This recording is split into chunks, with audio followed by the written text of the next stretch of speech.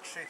Tässä on myöskin hyvin voimakkaalla puruotteella huomaava koira, joka on hyvin ohjattavissa oleva ja sen irrotukset on muissa osissa on kunnossa tuossa viimeisessä osassa, mutta siinä ohjaaja hiukan hätäilee sen käskyn kanssa vielä.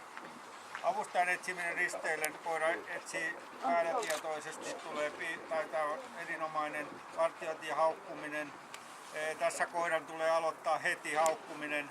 Se hiukan koskee avustajaa ja tuossa loppuvaiheessa niin se häiriintyy hiukan ohjaajan tullessa paikalle. Suoritus on tyydyttävä.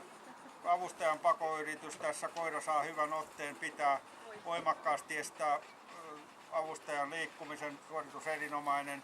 Hyökkäystorjunta vartiointivaiheessa, niin tässä koira torjuu voimakkaalla otteella hyökkäyksen. Se irrottaa, mutta se koskettaa lievästi avustajaa, suoritus erittäin hyvä. Liikkuvan avustajan hyökkäyskoiraa kohti, niin tässä koira lähtee saavuttamaan, se on ohjattavissa oleva koira, ja koira lähtee saavuttamaan avustajaa, mutta sen pitäisi tulla voimakkaammin perille saakka. Se saa voimakkaan otteen, mutta se elää hiukan se ote ja siinä ohjaaja antaa 2 käskyä siinä, tai lisäkäskyn siinä irrotuksessa, jolloin koira irrottaa, se olisi saanut irrottaa vielä nopeammin siinä vaiheessa. Tämä on tyydyttävä. Tänään viettiominaisuus on erinomainen ja arvosana on hyvä, 88 pistettä.